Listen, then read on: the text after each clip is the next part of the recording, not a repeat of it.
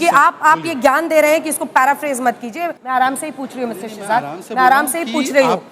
मैं हूँ यासर मलिक। आंदोलन किया था और 700 से अधिक किसान उसमें मारे गए थे, तो आपकी सरकार कहाँ थी उस टाइम? आप सरकार है, आप विपक्ष से चाहते हैं कि वो जवाबदेही दे। और आप देख रहे हैं अपना YouTube चैनल YS3 न्यूज। मतलब शहजाद जी, मैं करूंगी पैराफ्रेज, मैं करूंगी और सवाल पूछूंगी। जब आपसे बोलते हैं कार्रवाई करोगे तो कहेंगे अभी तो कोर्ट में चल रहा है। अरे पार्टी तो आपकी है, निकाल दो पार्टी से।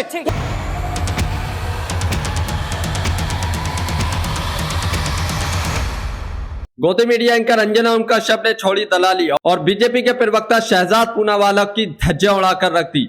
मोदी सरकार के 11 साल होने पर डिबेट चल रही थी तो बीजेपी के प्रवक्ता शहजाद पूनावाला अपनी तारीफी पे कुछ भी लंबी हाँक रहे थे, जिस पर अंजना ओम कश्यप को गुस्सा आ जाता है और शहजाद पूनावाला की धज्जियां उड़ाकर रख देती है। शहजाद पूनावाला पसीने पसीने हो जाते हैं। साथ ही साथ जनता ने किसानों पर भी सवाल पूछे, जिसके बाद बीजेपी के प्रवक्ता और ज्यादा घबरा जाते हैं। आज तो अंजना ओम कश्यप ने कमाल कर दिया, शहजाद पूनावाला की एक न चलने दी और शहजाद पूनावाला से जब सवाल पूछे अंजना ओम कश्यप ने तो शहजाद पूनावाला अंजना ओम कश्यप को कहते हैं अंजना आज आराम से पूछ लो। उसके बाद अंजना ओम कश्यप को और गुस्सा आ जाता है। आप लोग ये पूरी डिबेट देख कर जाइए, बहुत शानदार डिबेट है। आज तो अंजना ओम कश्यप ने कमाल कर दिया।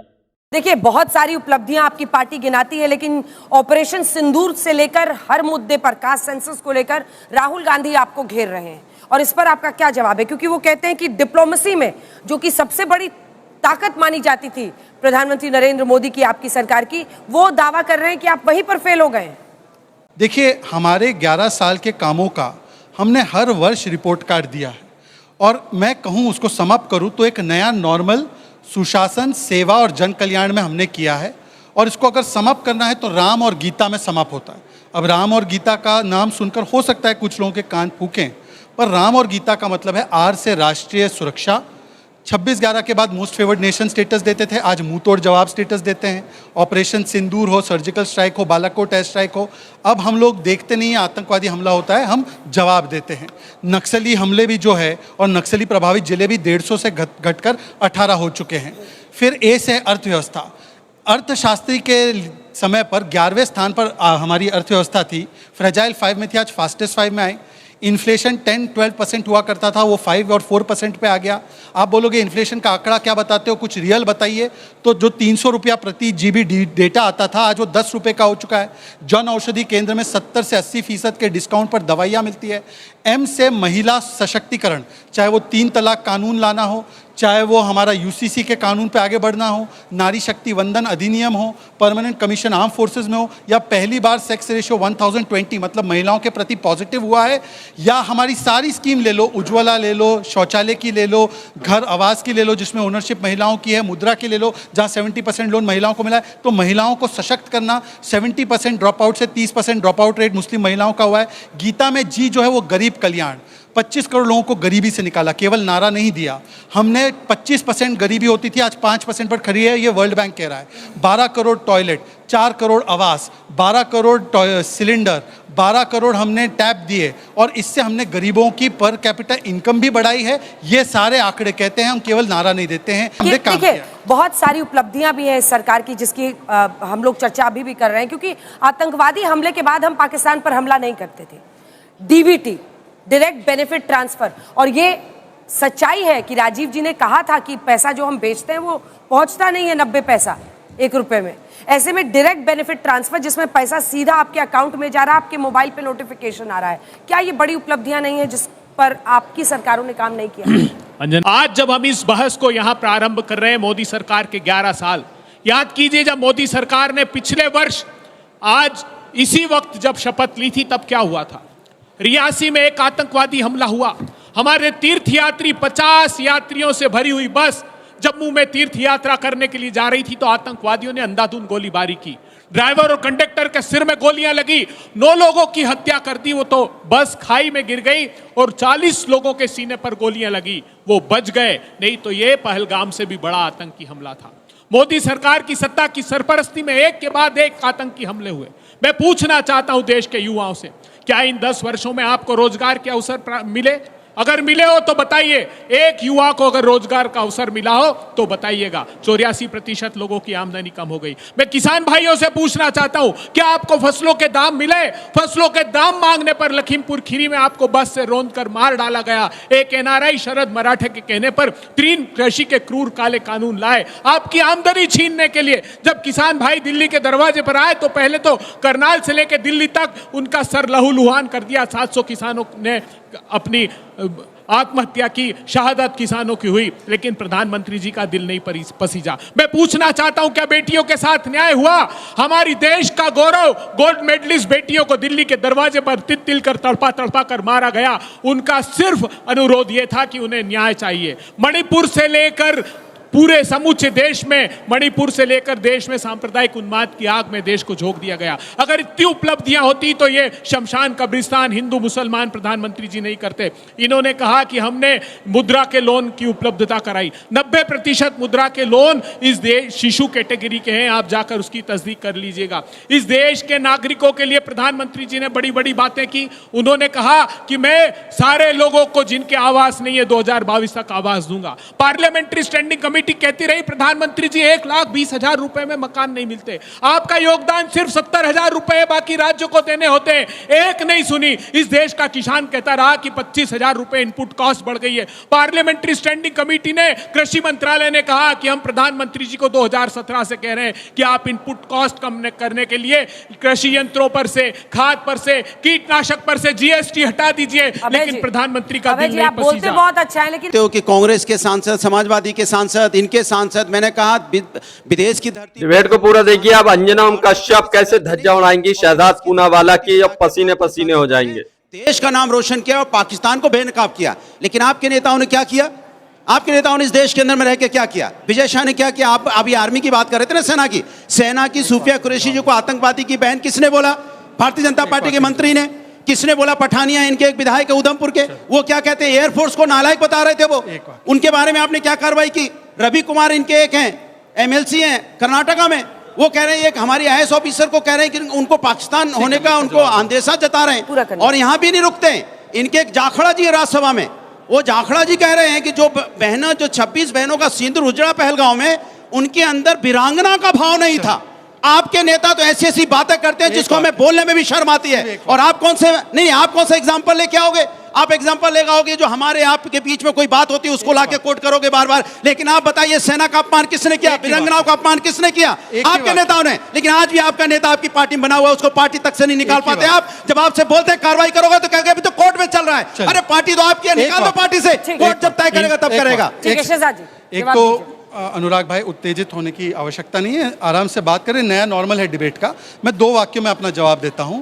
सबसे पहले तो मैं तो स्वयं मानता हूं अनुराग जी, जो हमारे सांसद गए, देश के सांसद थे ना, वो आतंकियों की तरह घूम रहे थे, ना वो सुपर प्रवक्ता थे। पर कुछ लोगों ने, सुन लीजिए ना, आतंकी भी कहा और कुछ लोगों ने, क्योंकि देश को प्रथम रखा तो उनको सुपर प्रवक्ता। दूसरी बात, मैं आपको कहता हूं बीजेपी की ओर से जो कार्रवाई रामगोपाल यादव पे आप तय करो वो विजय शाह पर तय कर देते। चलिए, आप बोले रामगोपाल यादव गलत थे, एक बात तो बोलिए। मैं तो बोलता हूँ विजय शाह गलत। जवाब ले लो, 2 सेकंड। क्या बात है? 2 सेकंड का जवाब। एक सेकंड, आप सरकार है, आप विपक्ष से चाहते हैं कि वो जवाब नहीं दे।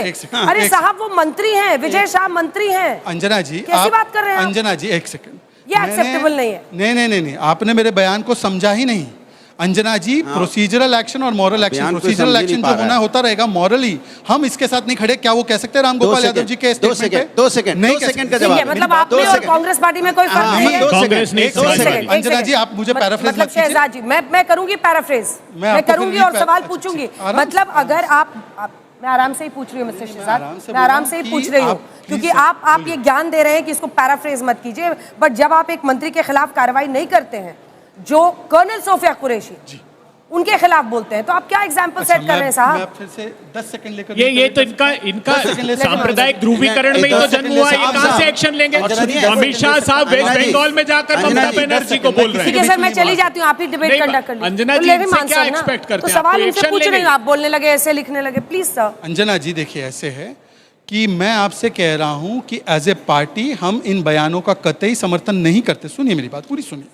पार्टी से नहीं इसीलिए निकालेंगे। हम इसको सुनिए ना, मैं तो ये कह रहा हूं कि मेरे पास ये करेज ऑफ कन्विक्शन है कि उनके गलत को गलत बोलूं। आप अब मैं बताइए। एक ही बात रिक्वेस्ट कर रहा पार्टी हूं, से नहीं सड़क का निकाल गुंडा बोलने वाले, खून की दलाली बोलने वाले, सेना को 2 सेकंड सर्जिकल बोल दो। स्ट्राइक पर सवाल उठाने वाले और पुलवामा पर वोट के लिए किया गया है, रामगोपाल यादव सीरियल ऑफेंडर है, उन पर आपने कम से कम खंडन तो करना चाहिए। बस इतना मैं पूछ रहा हूं। 2 सेकंड में देखिए, आपने बोला आप अपनी नेता को पार्टी से नहीं निकाल पा रहे हैं, जो आर्मी को गाली दे रहा है, आर्मी का असम्मान कर रहा है, सम्मान नहीं कर रहा, आप उसको पार्टी से नहीं निकाल पा रामगोपाल रहे। क्या यादव कह जी रहे को हैं? खंडन करेंगे? मैं खंडन कर रहा हूं, रामगोपाल खंडन कर रहा हूं। यादव का- बताइए नहीं, आप, नहीं, रामगोपाल हमारी तो हमारी अभी तो बहनों का पूछिए 26 उनसे। बहनों का सिंदूर उजड़ गया, रामगोपाल उनमें जी वीरांगना एक का बात भाव नहीं था, पूछिए। उनके नेता को पार्टी से निकाल खंडन कर रहे हैं। अंजना अब जी, आदरणीय रामगोपाल रामगोपाल जी की बात खंडन तो चलो, करें। रामगोपाल जी की बात कर लीजिए। आदरणीय रामगोपाल जी ने क्या बोला? उन्होंने बोला कि सूफिया कुरैशी जी इस देश की सबसे महत्वपूर्ण अधिकारी, Justify कर सैनिक रहे हैं ना? अधिकारी है। सवाल पूछते- एट द स्टार्ट जब- ऑफ द ऑपरेशन कि हम मैं पक्ष ऑपरेशन से सवाल सिंदूर पूछना कर रहे हैं। चाहता हूं इसलिए कि भारत जब की आप सेना को बात नुकसान किसानों की हुआ। करते हैं सवाल सिर्फ तो इसलिए जब पूछा आप जा रहा है। बात किसानों की करते हैं तो किसानों ने 13 महीने तक सड़कों पर किया था, आंदोलन किया था और 700 से अधिक किसान उसमें मारे गए थे। तो आपकी सरकार कहाँ थी उस टाइम? मैं आपके दोनों बिंदुओं का सवाल, एक सवाल बहुत में बढ़िया 2 बिंदु सवाल है, है। दोनों का जवाब देता हूं। पहले तो जो आपने कहा, हमने वो तीनों कानून वापस लिए। ये प्रधानमंत्री जी को डिक्टेटर बोलते हैं ना, प्रधानमंत्री जी ने तीनों कानून वापस लिए। पर जिन कानूनों की बात कर रहे हैं ना, वो कानून केरला में लागू है, एपीएमसी नहीं है वहां पे। वो कानून इनके मैनिफेस्टो में है 2019 के, अभी तक माफी नहीं मांगी उसके लिए। अगर वो कानून लाना गलत था तो इनके मैनिफेस्टो से नहीं, हमने तो हटा दिया। और दूसरी बात इनकी बिंदु जो है कि उन्होंने कहा कि 700 किसानों हटाया की नहीं, हटवाया। मृत्यु हुई। हमने सारे स्टेट गवर्नमेंट से मांगा, खास करके पंजाब इनके पास है, इनके अलायंस के पास है, कि कितने किसान हमारे नहीं रहे, सॉरी मैं वो शब्द वापस देता हूं, कितने किसान नहीं रहे, तो उन्होंने बोला 0। इनसे अरे पूछे लिस्ट कितना आंकड़ा सौंपी, दिया। 700 किसान अब तीसरी की क्या बात, बात प्लीज मैंने आपके बीच में नहीं अरे बोला। हमने मैंने उनको आपके- दिया। अंजना जी, मैं हमने मुआवजा दिया। राज्यों से सूची मांगी अंजना गई थी, जी, उन्होंने अगर नहीं अपने दिया तो अंजना उसके जी, किसानों को एक लास्ट मुआवजा पॉइंट दिया, बच्चे पंजाब जल्दी को से बताना पूरा चाहता कीजिए, हूं, पूरा लास्ट पॉइंट कीजिए। बच्चे को बताना चाहता हूं। हम, आपको पता है देश का एग्रीकल्चरल बजट था 25,000 करोड़, मोदी जी के आने के बाद 1,25,000 करोड़ हुआ। मेरा सवाल अभय जी से है। सर, आपने ये कहा कि कोरोना काल में काफ़ी सारे लोगों की मौत हो गई जो है बिना ऑक्सीजन की वजह से, लेकिन मोदी सरकार ने एक बहुत बड़ा वैक्सीनेशन प्रोग्राम चलाया जिसमें करोड़ों लोगों को वैक्सीन्स मिली और लोग सेफ भी रहे। और अभी भी कोरोना की एक नई वेव आने वाली है, उसके लिए मॉक ड्रिल्स चल रही है। ये राज्य ये देख रहे हैं कि कहाँ पे ऑक्सीजन की कमी है, बेड्स की कमी है, और आप लोग क्या कर रहे हैं? क्रिटिसाइज कर रहे हैं मोदी सरकार को, कोई भी वो करें। कुछ भी मोदी काम- सरकार के आने से पहले 39 करोड़ वैक्सीन हर साल इस देश में मुफ्त में लगा करती थी। एक गंभीर सवाल खड़ा करता हूं वैक्सीन पर। यूके की अदालत में एफिडेविट दिया उस वैक्सीन बनाने वाली कंपनी ने कि थ्रम्बोसाइटोपेनिया और थ्रम्बोसिस से हाँ इस वैक्सीन की वजह से लोग मरे, और उसी वक्त हमारे जो स्वास्थ्य मंत्री है उन्होंने क्लीन चिट दे दी कि इसके कारण कोई नुकसान नहीं हुआ, कोई शोध नहीं करा के। लेकिन ये गंभीर सवाल अगर हम पूछते हैं तो वो जायज सवाल है और जनता के हित के सवाल हैं। जो इन्होंने केरला की बात की, केरला में वो कानून नहीं है क्योंकि इसेंशियल कमोडिटी एक्ट के सेक्शन आखिरी के 2 दो में लाइन टाइम इन्होंने समाप्त हो रहा है, संशोधन जल्दी से दो लाइन। देखिए, ऐसा दुर्भाग्यपूर्ण बात है, हमको याद है कि इन्फ्लुएंजा का वैक्सीन हो या चाहे पोलियो का हो, 30-30 साल बाद आता था। गलत। आज देश ने 2 आत्मनिर्भर वैक्सीन, कोविशील्ड और कोवैक्सीन बनाई, तो ये मॉडर्ना और फाइजर के एक प्रचार करने लगे। दूसरी बात, इन्होंने बात की किसानों की और कास्ट सेंसस कर्नाटका में हो चुका है ना अंजना जी, मुझे जो लगता है सर्वे रिपोर्ट। आपको ये डिबेट देखकर कैसा लगा? अपनी राय इस पर जरूर देकर जाइए और अंजना उनका शब्द की आज की डिबेट कैसी लगी कमेंट करके जरूर बताइए। 2 लाइन में अबे तो जी, दो ही ऐसा सीटें है होते कि हैं। आपने हिमाचल में 10 सेकंड, हिमाचल में आपने वादा किया था 1 लाख सरकारी नौकरी का, दूध खरीदेंगे 80 रुपए लीटर, 1500 रुपए महिलाओं को, 300 यूनिट बिजली फ्री, और डीजल के दाम घटाएंगे, 7 रुपए बढ़ा दिए, और वहां पे 100 रुपए लीटर दूध देंगे फार्मर्स को। कितना होगा करे? मैंने तो रिपोर्ट कार्ड गिना अपना, पूरा एक एक चीज गिना अनुराग जी, मोदी जल्दी सरकार। से, सीधा प्लीज, देखिए, मेरा सीधा सा सवाल है, जो आपसे सवाल पूछा जाता है तो आप हिमाचल भाग जाते हो, केरला भाग जाते हो। अरे सवाल आपसे मैं पूछ रहा हूं, बताइए कि देश में नहीं आपने है क्या क्या? किया इस युवाओं के रोजगार के लिए? आपने हिमाचल क्या में किया? सरकार आपने वादा नहीं है। किया था 2 करोड़ रोजगार प्रत्येक साल देंगे, तो मैंने आप जवाब उसको दिया है जी। नहीं कांग्रेस से कंपेयर क्यों करते हो? 2011 कांग्रेस से की कंपेयर क्यों करने सेंसस की लगते हो? रिपोर्ट ये छुपा सवाल- तो दोस्तों, आप लोगों ने पूरी डिबेट देखी। आप लोग इस डिबेट के बारे में क्या कहते हैं? अपनी राय इस पर जरूर देकर जाइए। और आप लोगों ने देखा होगा कि आज की डिबेट में अंजना ओम कश्यप ने किस तरीके से बीजेपी के प्रवक्ता शहजाद पूनावाला को कर्नल सोफिया कुरैशी के मुद्दे पर घेरा, उनकी धज्जियां उड़ाई, उनकी बखिया उधेड़ कर रख दी, जिसके बाद शहजाद पूनावाला अंजना ओम कश्यप से किस तरीके से नरमी से पेश होने लगे, क्योंकि उन्हें पता था कि अगर अंजना ओम कश्यप ने और सवाल पूछे तो उनके पास जवाब नहीं है। अगर सारे ही एंकर ऐसे ही डिबेट करने लगे और सवाल पूछने लगे तो बीजेपी के प्रवक्ता सुधर जाएंगे और झूठ नहीं बोलेंगे।